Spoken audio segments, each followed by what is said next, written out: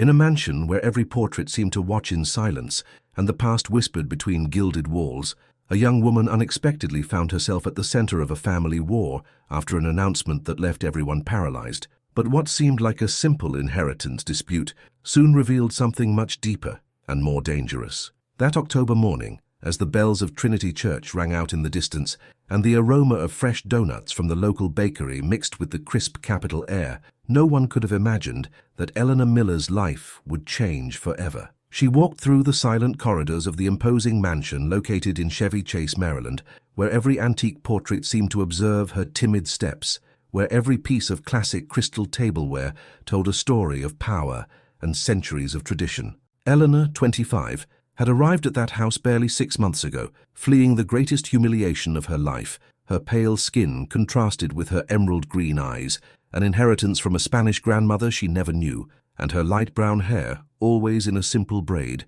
reflected her humble nature. She came from a small farming town in Oregon, where her family cultivated hops until a devastating drought left them in total ruin. The job as a domestic worker in the Harrison house demanded absolute discretion and delicacy, virtues that Eleanor possessed naturally. However, when she was assigned to care for the owner after a terrible car accident that almost cost him his life, she discovered that the existence she knew would never be the same again. Alexander Harrison, 32, was one of the most powerful entrepreneurs in the United States.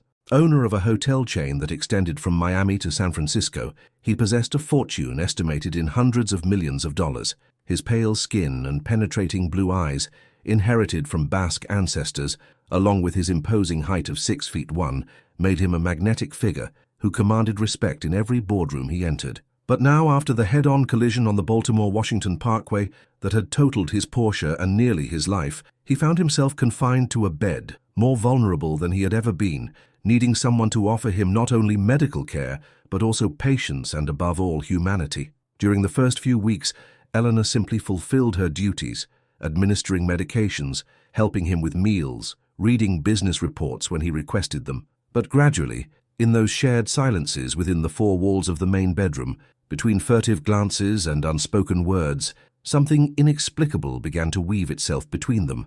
Alexander, accustomed to being surrounded by people who only sought to benefit from his wealth, noticed something different in Eleanor. She asked for nothing, she didn't flatter, she didn't pretend. When he had nightmares about the accident, she simply stayed there, holding his trembling hand until the night terror passed. When despair consumed him because he couldn't walk temporarily, she talked to him about her hometown, about the Cascade Mountains, about how her father had taught her that the strongest roots grow in the toughest soil. It was in one of those intimate moments, when Eleanor was telling him about the traditions of Memorial Day in her town while she fluffed the pillows behind his back, that Alexander understood something that shook him to his core. He had found in that young woman the only authentic presence in a world full of falsehoods and self-interest.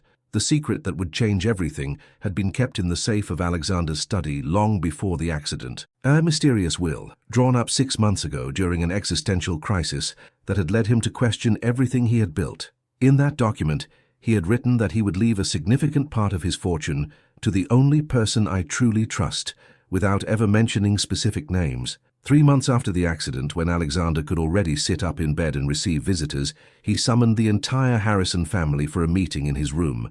The whole family showed up. His older sister, Margaret, married to a diplomat, his brother-in-law, Frank, and especially Carter Harrison, his 28-year-old nephew, the natural heir to the family businesses, an ambitious young man with cold eyes who had always impatiently awaited the moment to lead the hotel empire. With Eleanor present in the room, discreetly organizing medications, Alexander announced in a firm, clear voice, "I have decided to modify my will. The person who has shown unconditional loyalty during my recovery, who has cared for me without expecting anything in return, will receive 40% of my shares in Harrison Hotels." The silence that followed was deafening. Margaret dropped her Italian leather purse to the floor. Frank turned as pale as a ghost, but it was Carter who reacted most violently, his eyes turning bloodshot as he understood the implications. "You mean—" Carter couldn't finish the sentence, pointing at Eleanor with contempt.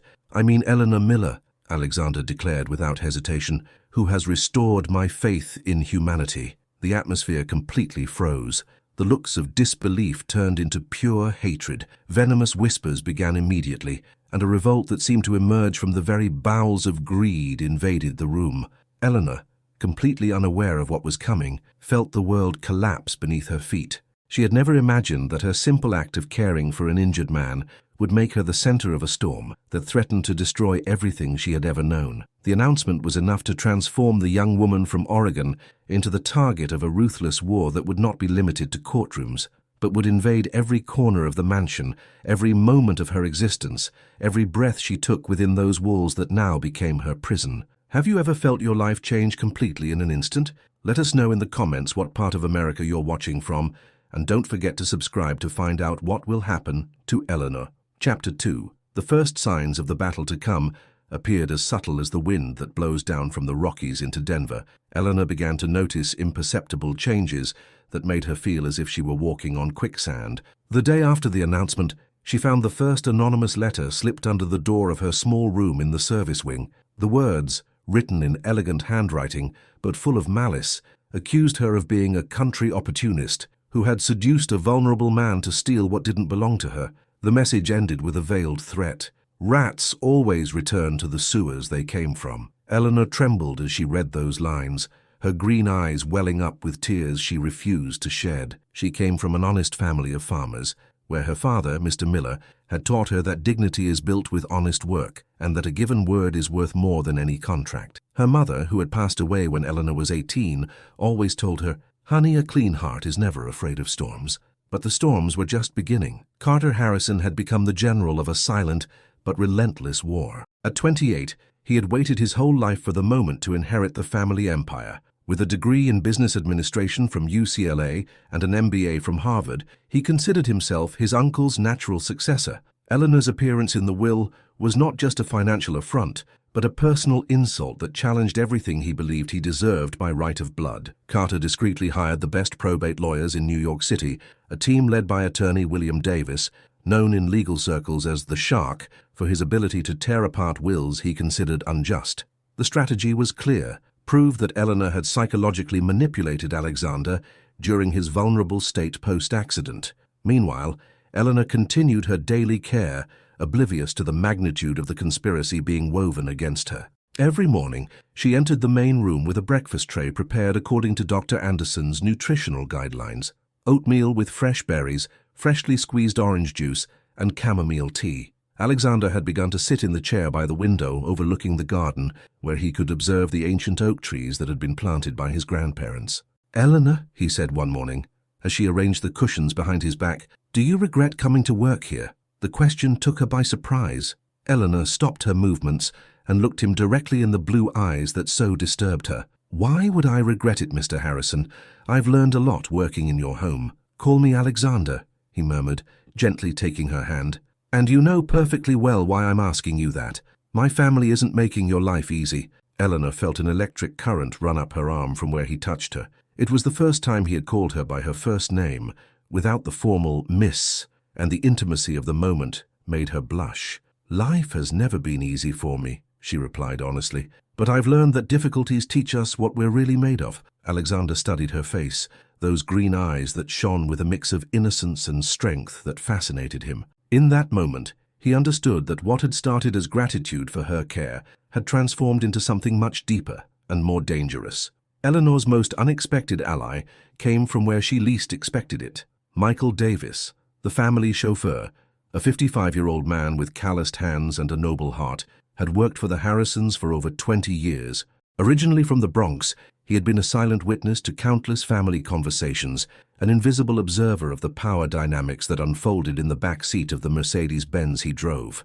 Michael had witnessed Alexander's transformation during his recovery. He had seen how Eleanor's presence had brought light back to his employer's eyes, how his moods had improved remarkably since she took charge of his care. He had also witnessed Eleanor's tears when she thought no one was watching, her absolute dedication, even when the family treated her with disdain.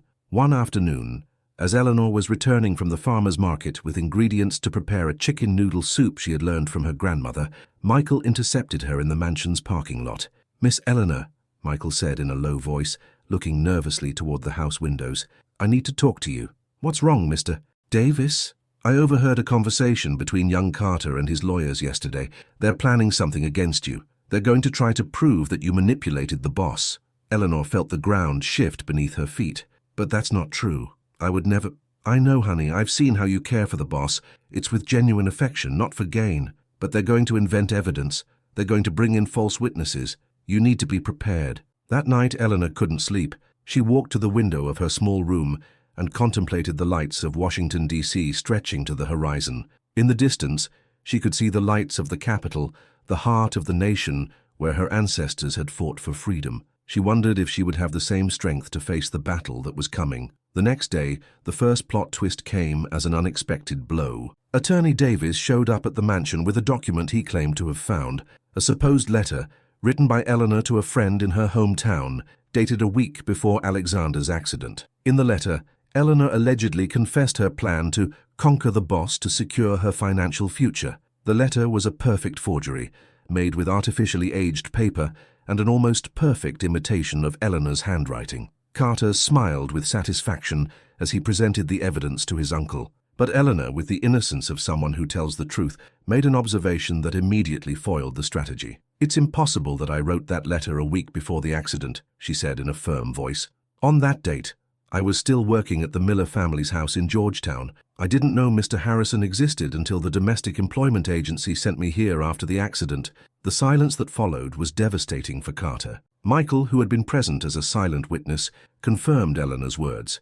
The agency's records backed up her version of events.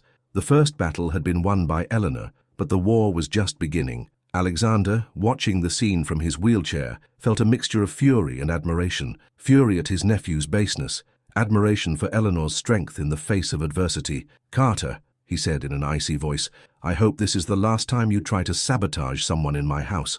But Carter would not give up so easily. If the first strategy had failed, he had many more cards to play. Meanwhile, in the silence of the American night, Eleanor and Alexander shared conversations that stretched into the dawn. He told her about his travels around the world, about the pressure of running a business empire, about the loneliness that had been his constant companion for years. She told him about her childhood in Oregon, about the community festivals, about the dreams she had to abandon when poverty hit her family. In those intimate exchanges, both began to realize that what had been born as a caregiver-patient bond was transforming into something deeper, more dangerous, more real than either of them had ever experienced before. Chapter 3. The following weeks brought a tense calm to the mansion in Chevy Chase, like those moments of absolute stillness that precede the most devastating earthquakes. Eleanor had won the first battle, but she could feel in the air that Carter Harrison was regrouping his forces for an even more lethal attack. Alexander's recovery was progressing remarkably. He could already walk short distances with the help of an elegant ebony cane that had belonged to his grandfather, and his physical therapy sessions had considerably improved his mobility. But beyond the physical recovery, Eleanor noticed profound changes in his personality. The cold, distant man she had initially met was transforming into someone warmer, more human, more vulnerable. One November afternoon, as the crisp capital weather brought the aromas of roasted chestnuts and coffee from the street vendors who set up on the corners of Georgetown, Alexander asked Eleanor to accompany him to the mansion's main garden. It was the first time he had left his room since the accident, and he chose to do it with her. They walked slowly along the cobblestone paths that wound between rose bushes and vibrant maples that created a natural ceiling of brilliant colors. In the center of the garden stood a colonial fountain made of pink granite, similar to those that adorned the main squares of the oldest American towns. "Eleanor," Alexander said, stopping by the fountain, "I need to tell you something about my life that very few people know." She looked at him expectantly, her green eyes reflecting the golden light of the sunset that filtered through the leaves of the century-old oak trees. "I built this business empire driven by rage," he continued. "Rage for having lost my parents when I was 12 in a plane crash near Phoenix. My sister Margaret and I were left in the care of my grandparents, but I shut myself off from the world. I decided that if I became rich and powerful enough, I could never be hurt by loss again." Eleanor felt a lump in her throat. For the first time, she was seeing the man behind the facade of the ruthless millionaire. "That's why I never got married, never had kids, never allowed anyone to get close," Alexander admitted, his voice cracking slightly. "Until you came." The silence that followed was charged with an electricity that they could both feel. Eleanor wanted to say something, but the words got stuck in her throat. How could she confess that she too had started to feel something that transcended the employee-boss relationship? How could she admit that her nights were filled with thoughts about him, about those intimate moments shared in the room, about the way he looked at her when he thought she wasn't looking? "Mr. Harrison, Alexander," she finally murmured. "I also—" But her words were interrupted by the sudden appearance of Carter, who had been watching them from the second-floor windows. His face showed a malicious look of triumph that sent a premonitory chill through Eleanor. "Uncle," Carter said, approaching with determined steps, "I'm sorry to interrupt, but we have visitors. Attorney Patricia Williams, a labor law specialist, wants to talk to you about certain irregularities she's discovered." Alexander frowned. "What kind of irregularities?" "Related to the special treatment you've given a certain employee," Carter replied, directing a venomous look at Eleanor. "It seems there are witnesses willing to testify about improper favoritism and inappropriate conduct." Eleanor felt the world collapse again. Carter's second strategy was in motion, and this time he had brought heavy artillery. Attorney Williams turned out to be a middle-aged woman, impeccably dressed in a black business suit with an Italian leather briefcase. Her presence commanded immediate respect, and the way she had structured her argument was masterful. She claimed to represent anonymous sources within the domestic staff who had witnessed inappropriate behavior between Eleanor and Alexander during his care sessions. "Mr. Harrison," the attorney said in a professional but cutting voice, "I have sworn statements that describe intimate scenes between you and Miss Miller, improper touching, personal conversations that exceeded professional boundaries, exchange of gifts." "That is completely false," Eleanor shouted, losing the composure she had always maintained for the first time. "Do you deny that Mr. Harrison gave you a pearl necklace last month?" the attorney asked coolly. Eleanor paled. It was true that Alexander had given her a necklace, but it had been for her birthday, a gesture she had interpreted as paternal kindness, not as something romantic. "The necklace was a birthday gift," Eleanor explained in a trembling voice. "Nothing more." "And do you deny that you've called him by his first name instead of Mr. Harrison, as is appropriate for a domestic employee?" the attorney continued. Alexander intervened with fury. "Enough! I will not allow you to turn acts of basic humanity into something sordid." But the damage was done. Carter had brilliantly planted the seeds of doubt. Even if the accusations were false, the mere fact of presenting them had created an atmosphere of suspicion that would be difficult to remove. That night, Eleanor locked herself in her room and cried as she hadn't since her mother's death. She felt that everything was falling apart around her, that no matter how strong she was or how pure her intentions had been, the forces against her were too powerful. It was then that she heard a soft knock on her door. "Eleanor, it's me," Alexander's voice murmured. She opened the door and found him there, leaning on his cane, with an expression of fierce determination on his face. "So you need to know something," he said, entering the small room. "Tomorrow I'm going to make decisions that will change everything. Carter has underestimated my ability to fight." "What are you going to do?" Eleanor asked, wiping away her tears. "I'm going to show my family and all of America who Eleanor Miller really is," he replied, taking her hands in his. "And I'm going to confess something I should have told you weeks ago. I've fallen in love with you." The words fell between them like the petals of the cherry tree that bloomed in the garden. Eleanor felt her heart stop, and then race until it almost leaped out of her chest. "Alexander, she began to say, but he stopped her with a gentle gesture. "Don't say anything now," he murmured. "I just want you to know that what I feel for you has nothing to do with gratitude or loneliness. It's real love, the kind I thought I would never experience." Alexander slowly leaned in and kissed her. It was a tender kiss, full of unspoken promises and shared dreams. Eleanor felt that all the battles, all the humiliations, all the nights of tears were worth it for that moment of perfect connection. When they parted, they both knew they had crossed a line of no return. They were no longer employee and boss. They were two souls who had found each other in the midst of the most violent storm of their lives. "The war to come will be brutal," Alexander warned her. "Carter will stop at nothing." "I know," Eleanor replied with a strength that surprised even herself. "But I'm not alone anymore." In the distance, from his third-floor room, Carter watched the light seeping under Eleanor's door. His face twisted into a grimace of pure hatred. If Eleanor thought she had won by conquering his uncle's heart, she was very wrong. The real war was just beginning. Have you ever believed in love that defies all social conventions? Let us know in the comments what you think about Eleanor and Alexander, and tell us which state you are following us from. Subscribe so you don't miss the next chapters of this story that will steal your heart. Chapter 4. The following days brought a series of events that would forever transform the course of the legal and emotional battle that had broken out in the Harrison mansion. The confession of love between Eleanor and Alexander had created a new dynamic that Carter had not anticipated, and his desperation to destroy that union would lead him to make mistakes that would end up exposing him. On the morning of November 15th, as Washington, D.C. awoke under a light fog that rose from the Potomac River, Michael Davis arrived early at the mansion with news that would change everything. During his years as a chauffeur, he had developed a network of contacts among the domestic staff of the most powerful families in Chevy Chase, and that network had just provided him with explosive information. "Miss Eleanor," Michael whispered to her as she prepared breakfast in the main kitchen, "last night I drove young Carter to a meeting at the Four Seasons Hotel. I wasn't supposed to listen, but the back window was a little open." Eleanor stopped her movements, sensing that something important was about to be revealed. "Carter met with a woman named Sophia Martinez, who claims to have been intimate with the boss 3 years ago. They're planning for her to testify that Alexander promised her marriage and that you ruined that relationship." Eleanor's heart raced. "But is that true? Did Alexander have a relationship with that woman?"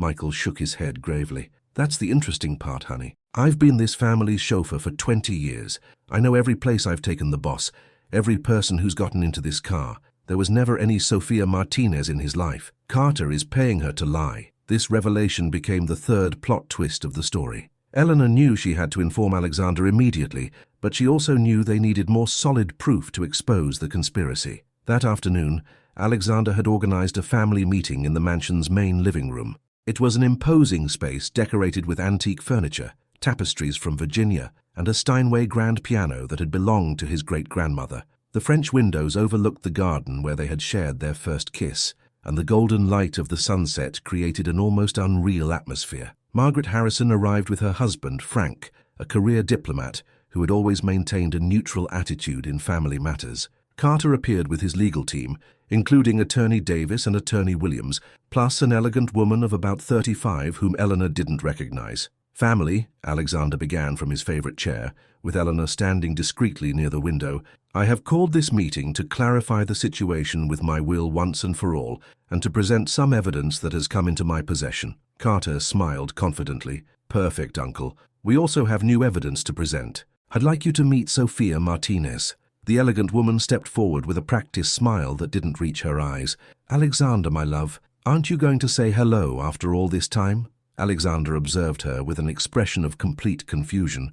"Ma'am, I'm afraid you have the advantage over me. I don't recall ever having met you." "How can you say that?" Sophia exclaimed with rehearsed drama. "We were together for 6 months in 2021.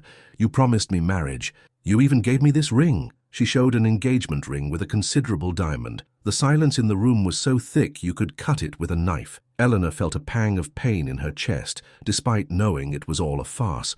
But Alexander, instead of getting defensive, smiled with a calm that disconcerted everyone. "Ms. Martinez," he said in a serene voice, "it's interesting that you mentioned the year 2021. It so happens that at that time I was in rehab for a back injury that kept me virtually confined to my house in Aspen for 8 months. Michael can confirm it, as he was the one who drove me to my physical therapy sessions daily." Michael, who had been waiting in the hall at Alexander's instructions, entered the room with a box of documents. "Mr. Davis," Alexander said, "could you show the family the medical records and physical therapy bills from 2021? Michael opened the box and began to distribute documents that clearly showed Alexander had been under medical treatment for the entire period Sophia claimed to have been with him. But the most devastating revelation came when Michael pulled out a manila envelope containing photographs. "There are also these photos I found last night in Mr. Carter's car," Michael announced in a firm voice. "Photos of Ms. Martinez receiving money from him in the hotel parking lot." Carter's face completely collapsed. The photographs clearly showed the exchange of money between him and Sophia, with dates that confirmed the bribery had occurred just 2 days prior. Sophia Martinez, realizing she had been discovered, tried to discreetly retreat, but Frank, with his diplomatic experience in tense situations, subtly blocked her exit. "Carter," Alexander said in a voice that cut like ice, "I think you have a lot of explaining to do." The fourth plot twist came when Carter, cornered and desperate, made the mistake that would seal his fate. In a fit of rage, he yelled, "Fine! Yes, I hired Sophia, but all of this is for the good of the family. That woman," he pointed at Eleanor with contempt, "is going to steal everything our grandparents built." "Our grandparents?" Alexander asked, slowly standing up, his voice filled with contained fury. "Carter, I think it's time you learned some truths about this family's history." Alexander walked to the safe, hidden behind a painting that adorned the main wall of the living room. From it, He extracted a bundle of documents yellowed with age. "These are the original documents for the founding of Harrison Hotels in 1952, he announced. "And I want everyone to listen to something very interesting." He began to read. The company was founded by James Harrison and his financial partner Robert Miller, who provided half of the initial capital for the purchase of the first hotel in Atlantic City. Eleanor felt the ground shift beneath her feet. Robert Miller, the same name as her grandfather. Robert Miller, Alexander continued, sold his stake in the company in 1960 to return to Oregon and dedicate himself to farming. However, according to these documents, the sale was never legally completed. The lawyers at the time made errors in the paperwork. The fifth plot twist was even more shocking than the previous ones. Eleanor not only had a right to an inheritance by Alexander's will, but she potentially had legitimate rights as a descendant of one of the original founding partners. "Are you saying that—" Eleanor couldn't finish the sentence. "I'm saying that your grandfather Robert Miller never received full compensation for his share of the company. According to these documents, he and his descendants are entitled to a percentage of all profits since 1960. Carter had turned livid. "That's impossible. Those documents must be fake." Margaret, who had been watching in silence, came closer to examine the papers. As the oldest of the Harrison siblings, she had knowledge of family history that Carter did not. "Alexander is right," she admitted slowly. "I remember Dad mentioning something about a partner who left the business. I always thought it had been completely settled." Frank, with his legal experience in diplomatic affairs, examined the documents with an expert eye. "These appear authentic. The seals, the paper, the ink, everything corresponds to the era." In that moment, Eleanor experienced a mix of overwhelming emotions. On one hand, she felt vindicated. She was no longer just a domestic employee who had conquered her boss's heart, but someone with legitimate rights to the family fortune. On the other hand, she felt overwhelmed by the responsibility this entailed. "I don't understand," Eleanor murmured.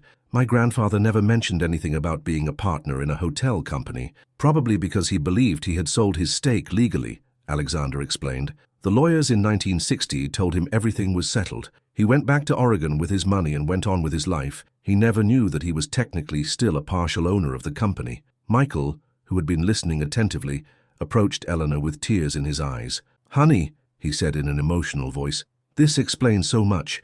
Your grandfather Robert was a very honorable man. He always said he had worked in hotels before he started farming, but he never gave details." The sixth plot twist came when Carter, in a last desperate attempt to save his position, revealed information he had been holding as his final card. "All right," he yelled, his eyes bloodshot. "If we're going to talk about family truths, let's talk about all of them. Eleanor, your dear Alexander isn't the saint you think he is." "Carter, I warn you," Alexander began, but his nephew didn't stop. "He knew who you were from the beginning," Carter declared triumphantly. "We investigated your history before hiring you. He knew you were Robert Miller's granddaughter. All of this has been a manipulation from day one." The silence that followed was even more devastating than all the previous ones.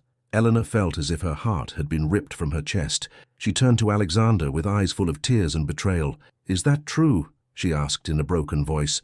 Alexander closed his eyes, knowing that the moment he had feared had finally arrived. When he opened them, his blue eyes were full of pain and regret. "Yes," he admitted slowly, "it's true. I knew who you were when I hired you." Eleanor felt her whole world collapse. The love she had believed was real, the connection she had felt, the intimacy they had shared. Had it all been an elaborate lie? "But Eleanor," Alexander continued desperately, "even though I knew who you were, I didn't know about the legal documents. I thought the debt to your family had been settled decades ago. I hired you because I wanted to get to know you, because I felt I owed something to your grandfather's memory. But what I feel for you, that is completely real." "How can I believe you?" Eleanor cried. "How do I know you haven't been manipulating me from day one?" In that moment of maximum dramatic tension, when it seemed all was lost, came the seventh plot twist that would change everything once more. Michael, who had been a silent witness to so many betrayals and manipulations, approached Eleanor with a recording on his mobile phone. "Miss Eleanor," he said in a firm voice, "last night I recorded a phone conversation between young Carter and one of his lawyers. I think you need to hear this." He put the phone on speaker and Carter's voice filled the room. "It doesn't matter what we have to do, William. That woman can't get what belongs to us. If we have to invent more evidence, we will. If we have to bribe more witnesses, we will. I'm even willing to—" The recording cut off, but the message was clear. Carter had been completely exposed. Not only had he lied and bribed witnesses, but he had been willing to go even further in his campaign of destruction. But the final blow came when Michael played another recording, this one of a conversation between Alexander and himself, dated a week after the accident. In the recording, Alexander's voice was clearly heard. "Michael, I know Eleanor is Robert Miller's granddaughter, but I swear on my parents' memory that I'm not going to take advantage of that situation. If she decides to stay and care for me, it will be because she chooses to, not because I manipulate her. And if I ever feel something more than gratitude for her, it will be because it's genuine, not out of guilt or family debt." The recording continued. "Promise me, Michael, that if you ever see me manipulating or hurting Eleanor, you'll tell me. This girl deserves honesty, and if I can't give it to her, then I don't deserve her presence."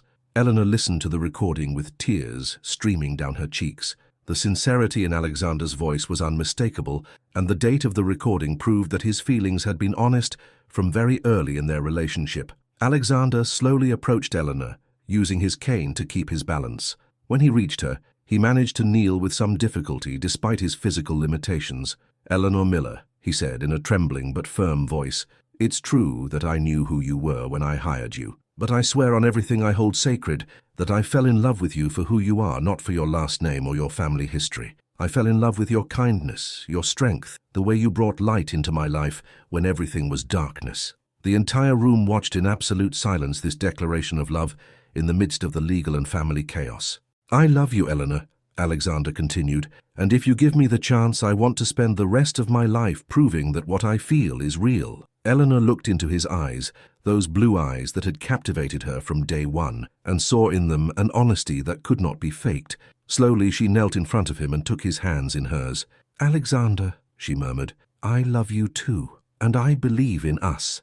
The kiss they shared in that moment, in front of the entire family, sealed not only their love but also a new era in the history of the Harrisons and the Millers.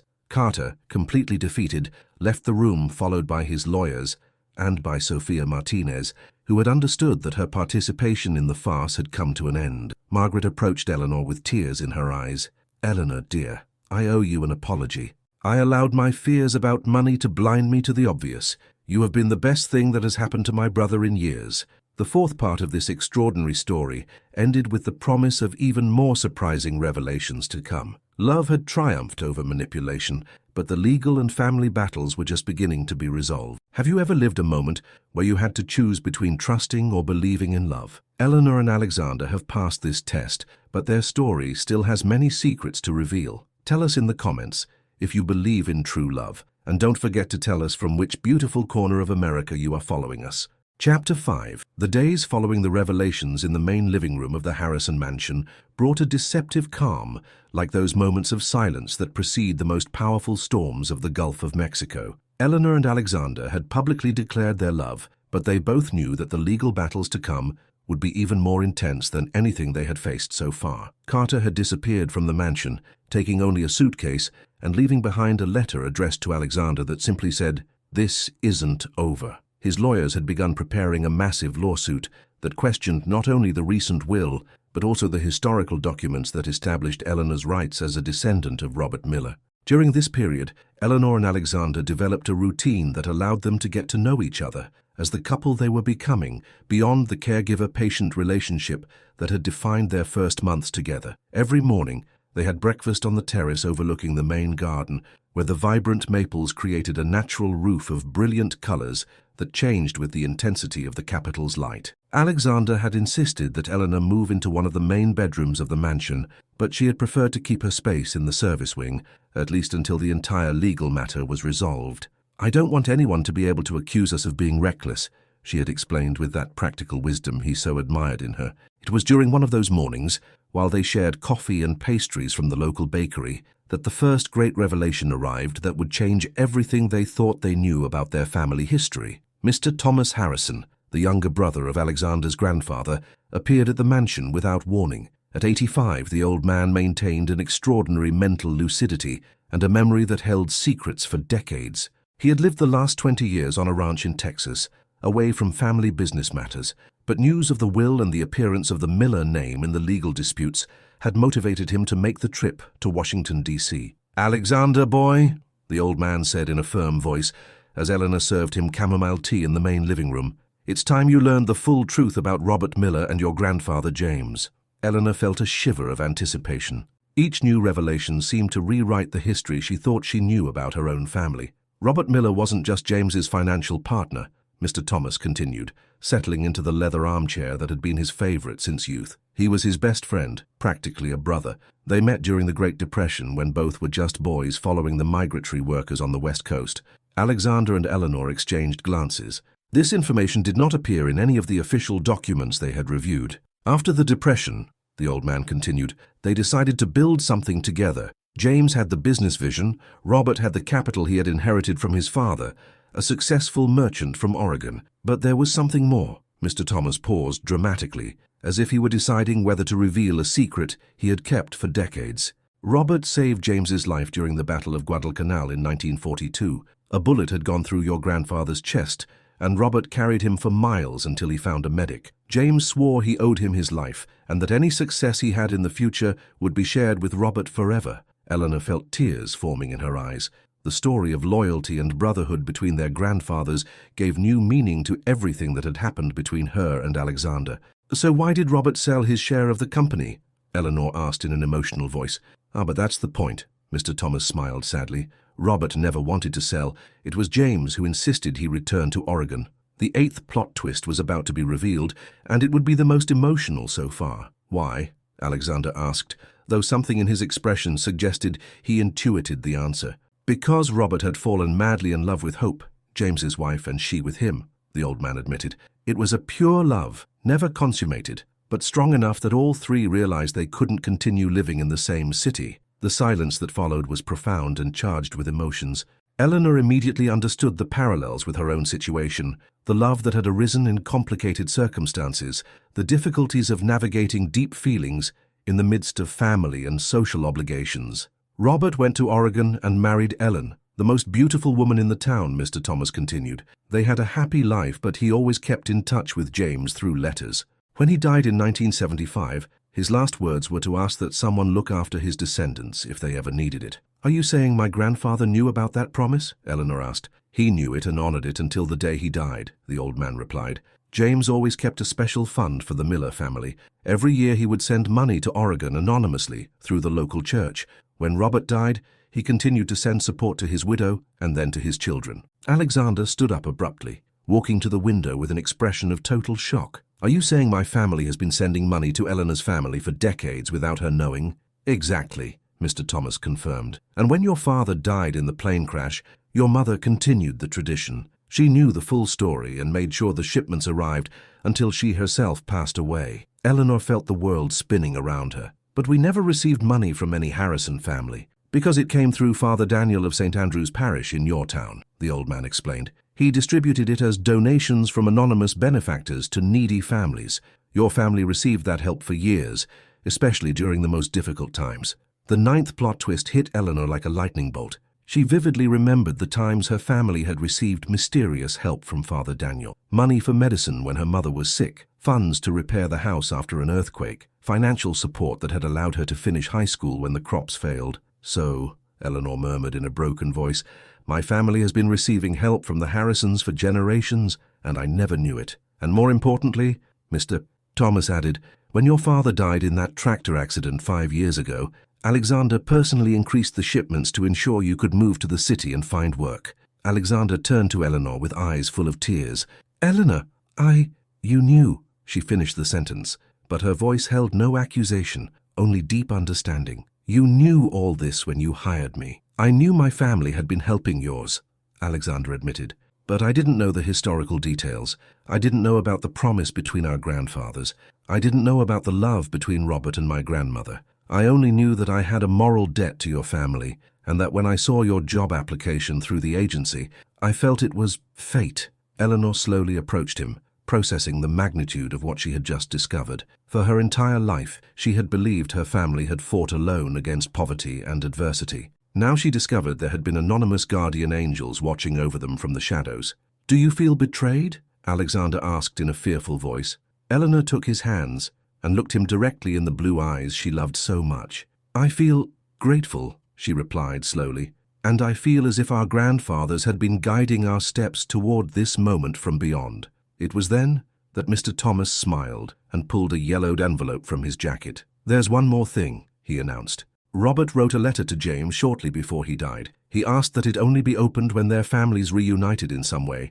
I think that moment has come." With trembling hands, Alexander opened the envelope and began to read aloud, "My dear brother James, if you are reading this letter, it means our families have found each other again. I always knew that the bonds that united us during the war were stronger than blood. If any descendant of mine comes to know a descendant of yours, I hope they find the happiness we could not complete. True love is rare in this world, and when it appears, it must be protected at all costs. Give my blessings to any union that brings peace to our families. Your eternal brother, Robert Miller." Tears flowed freely down Eleanor and Alexander's cheeks as they finished reading the letter. It was as if their grandfathers had been orchestrating their meeting from heaven, weaving a destiny that transcended generations. Mr. Thomas slowly stood up. "Now that the truth has been revealed, I have something else to give you." From the inside pocket of his jacket, he took out a set of antique keys. "These are the keys to the first hotel that Robert and James bought together in Atlantic City. It still exists, although it has been closed for years. According to the original documents, it belongs equally to the Harrison and Miller families." Eleanor took the keys with trembling hands. They were heavy, made of wrought iron, and bore the intertwined initials RM and JH in a design that seemed to symbolize eternal friendship. "What does this mean?" Eleanor asked. "It means," Alexander smiled, taking one of the keys, "that we have our first project together, to restore the hotel where everything began between our families." In that moment, they both understood that their love story was not just their own, but the culmination of a saga that had begun almost a century ago. They were the heirs not only of businesses and properties, but of a friendship and a love that had transcended generations. The 10th and final plot twist came when Michael entered the room with urgent news. "Mr. Harrison, Miss Eleanor," he announced urgently. "Young Carter is at the main entrance with a court order. He says they are coming to seize the property until the legal dispute is resolved." But Mr. Thomas smiled with the wisdom of his 85 years. "Let him come," he said calmly. "It's time for Carter to know the last secret I have kept all these years." From the briefcase he had brought, the old man extracted a sealed document that seemed even older than all the others. "Carter never knew this," Mr. Thomas announced, "but he is not a direct descendant of James Harrison. He is an adopted son. His biological father was an employee of the company whom James took in out of kindness when he was orphaned. The document he held in his hands was the original adoption certificate, which proved that Carter had no blood rights to the family inheritance." "So," Alexander murmured in astonishment, "Eleanor has more legal right to the family fortune than Carter." "Exactly," Mr. Thomas confirmed. "And now that you both know the complete truth, you can face what's coming together." Eleanor and Alexander held hands, feeling the weight of history, but also the strength of the love that had united them against all odds. They were ready for the final battle that would determine not only their financial future, but their right to be together. Outside, Carter pounded on the main door with the authority of someone who believed he had the law on his side. But inside, two families that had been destined to reunite had finally found a way to complete the love story that had begun almost a century ago. The fifth part of their story ended with the promise of a resolution that would honor both the past and the future, both tradition and the revolutionary love that defied all conventions. Chapter 6. The final confrontation between Carter Harrison and the destiny he had been avoiding his entire life came on a December afternoon when the mountains that guard the capital city stood majestic against an intense orange sky that seemed to foretell monumental changes. Carter had arrived accompanied not only by court officials, but also by a team of lawyers representing the most powerful interests in the country. He had managed to convince several international investors that the legal stability of Harrison Hotels was in danger, and they had financed a legal battle that promised to be the most expensive in American corporate history. However, what Carter had not anticipated was the presence of Mr. Thomas and the documents the old man had kept as his final card for over 6 decades. The meeting took place in the main living room of the mansion, but this time with the presence of a federal judge, Judge Robert Johnson, who had agreed to preside over an extraordinary hearing to settle once and for all the disputes that threatened to destroy one of the most important business fortunes in the country. Eleanor had decided to dress for the occasion in a traditional outfit from her hometown in Oregon that had belonged to her grandmother, a blouse embroidered with bright flowers and a skirt that flowed like the waters of the local river. She wanted to honor her roots as she faced the most important moment of her life. Alexander, despite his physical limitations, had put on his best Italian suit and walked with renewed dignity, leaning on the ebony cane that had been his grandfather's. The physical recovery had been remarkable, but the emotional recovery had been even more extraordinary. "Before we begin with the legal disputes," Mr. Thomas announced, addressing the judge, "I want to present evidence that will fundamentally change the nature of this case." Carter smiled confidently, believing he held all the winning cards. His lawyers had prepared arguments that would discredit the historical documents and paint Eleanor as an opportunistic manipulator who had taken advantage of a vulnerable man. But the first surprise came when Mr. Thomas presented the adoption certificate that proved Carter had no blood rights to the family inheritance. "Your Honor," the old man declared in a firm voice, "Carter Harrison was adopted by my brother James in 1970 when he was 5 years old after his biological parents died in an accident. My brother raised him as his own son, but legally he never had automatic inheritance rights." Carter's face completely fell. His entire life he had believed he was the natural heir to the family empire, and now he discovered that his position had always depended on James's generosity, not on blood right. "That can't be true," Carter murmured in a broken voice. "My father, James, told me I was his heir." "And you were," Mr. Thomas replied with compassion, "as long as there were no other legitimate heirs. But now that we have established that Eleanor Miller has rights as a descendant of the original founding partner, and that Alexander is the direct heir of James, the legal situation has changed." Judge Johnson examined the documents with the meticulousness that characterizes federal magistrates. After a 2-hour review, during which experts in historical documents confirmed the authenticity of all the papers, he declared his verdict. "Based on the evidence presented," the judge announced, "I declare that Eleanor Miller has legitimate rights to the Harrison Hotel's fortune as a descendant of Robert Miller, the original founding partner. Furthermore, I declare that the accusations of manipulation and fraud presented against Miss Miller are without legal merit." But the real surprise came when Alexander stood up and asked for permission to address the court. "Your Honor," he declared in a firm voice, "I want to make a proposal that honors both the history of our families and the future that Eleanor and I want to build together." Eleanor looked at him with curiosity and love. They had not discussed what he was about to propose.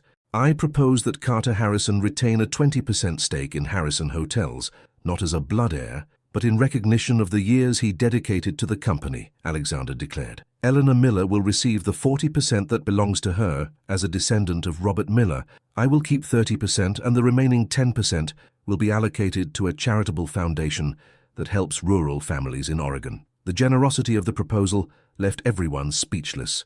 Even Carter, who had expected to be left with nothing, found that he would retain a significant stake in the company he had helped build. But the true magic of that moment came when Eleanor spoke. "Your Honor," she said with the dignity she had inherited from generations of strong women, "I accept the inheritance that belongs to me, but I want to propose something additional." Eleanor walked over to where Carter was, who looked at her with a mixture of awe and regret. "Carter," she said in a soft voice, "I know you've made mistakes in your desperation to protect what you believed belonged to you, but I also know that you love this company and that you have a talent for running it. I want you to be the CEO of Harrison Hotels, reporting to a board of directors formed by Alexander and me." Tears began to run down Carter's cheeks. For months he had fought against Eleanor. He had tried to destroy her, and now she was offering him not only forgiveness, but also the opportunity to run the company he had always dreamed of managing. "Why?" Carter asked in a broken voice. "After everything I did to you." "Because," Eleanor replied with the wisdom of her 25 years and the emotional heritage of generations of Oregon women, "love is always stronger than fear. And because our grandfathers would have wanted our families to work together, not to destroy each other."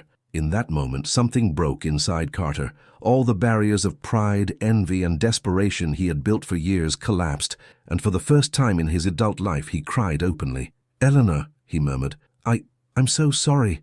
I didn't know. I didn't understand." "I know," she replied, offering him her hand as a sign of peace. "But now we can start over." Judge Johnson, visibly moved by the extraordinary resolution he had witnessed, officially declared the case closed and approved the agreement proposed by the parties. But the most important ceremony was yet to come. That same afternoon, as the sun set behind the mountains and the lights of Washington, D.C. began to flicker like terrestrial stars, Alexander took Eleanor to the garden where they had shared their first kiss.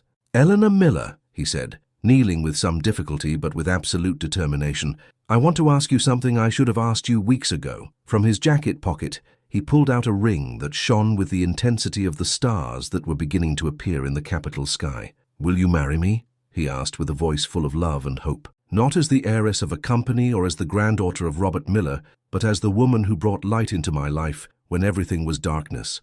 Eleanor felt her heart expand to fill her entire being. She looked at the ring, a Colombian emerald surrounded by diamonds that shone with the same green tones as her eyes, and then she looked at the man who had loved her through storms that would have destroyed less profound loves.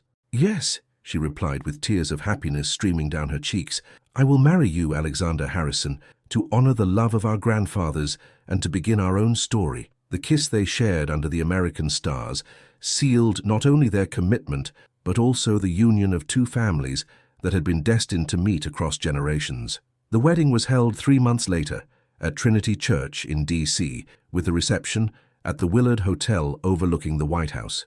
Eleanor arrived in a dress specially designed for her by a local seamstress, which combined European elegance with traditional Oregonian embroidery. Alexander waited for her at the altar, now without a cane, his physical recovery completed by the healing power of true love. Carter served as the best man, thus completing his personal and family redemption. Mr. Thomas, despite his 95 years, danced all night with an energy that seemed fueled by the joy of seeing the promise he had kept for decades fulfilled. Michael Davis, retired but inseparable from the family, was an honored guest and gave a toast that made everyone present cry, "To love that transcends social classes, that defies conventions, and that proves that noble hearts always recognize each other." A year later, Eleanor and Alexander inaugurated the restoration of the first hotel that Robert Miller and James Harrison had built together in Atlantic City. They renamed it the Hope Hotel in honor of Alexander's grandmother, and it became a symbol of how love can transform pain into beauty.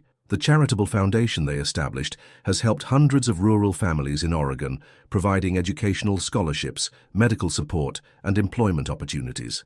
Eleanor personally supervises the programs, traveling regularly to her hometown to ensure the help reaches those who need it most. Carter kept his promise and became an exceptional CEO, expanding Harrison Hotels into new international markets while maintaining the American roots that had always characterized the company. His relationship with Eleanor and Alexander transformed into a genuine brotherhood, built on mutual respect and the understanding that shared success is more satisfying than lonely victory. 5 years after that first morning when Eleanor timidly went to care for an injured man, she and Alexander celebrated the birth of their first son, Robert James Harrison Miller, named in honor of the grandfathers who had made their love possible. In the mansion in Chevy Chase, where it all began, Eleanor transformed the study into a nursery filled with traditional toys and books that would tell her son the story of how true love can flourish even in the most difficult soil. Alexander, watching Eleanor as she rocked their baby with lullabies she had learned from her Oregon grandmother, understood that he had found not only a wife but a life partner who had turned his mansion into a true home. The story that had begun with tears of humiliation ended with tears of absolute happiness. Eleanor Miller had shown that a woman of humble origin, armed only with honesty, courage, and a pure heart, could conquer not only the love of a powerful man, but also the respect of a society that had initially rejected her.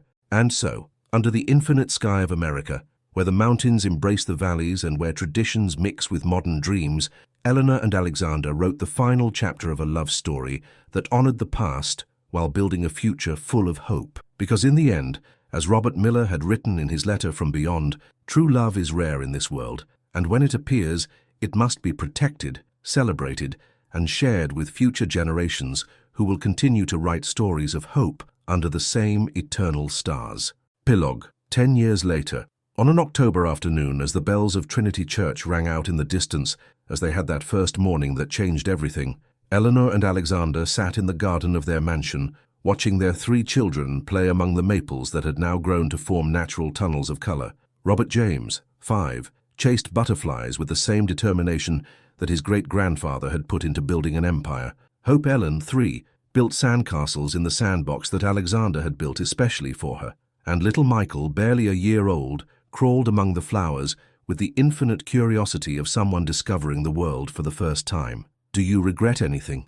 Alexander asked, taking Eleanor's hand as they contemplated the kingdom of happiness they had created together. "Only that it took me so long to realize I deserved to be loved," Eleanor replied with a smile that radiated the wisdom that comes from having fought for happiness and conquered it. In the distance, Carter arrived for the weekly family dinner, accompanied by his wife Annie, a rural teacher he had met during one of the visits to the Foundation's projects in Oregon. His own love story had flourished, inspired by the example of Eleanor and Alexander, proving that redemption is always possible for those who have the courage to change.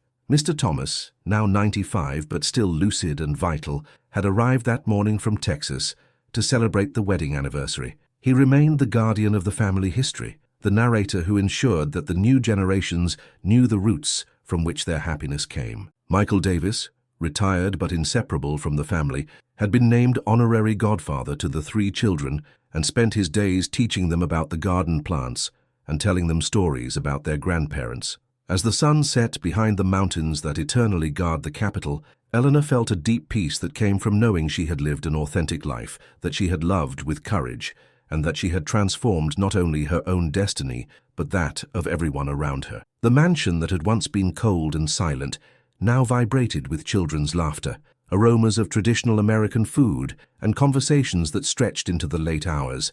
It was the home Eleanor had dreamed of creating since she was a child, but had never dared to imagine would be hers.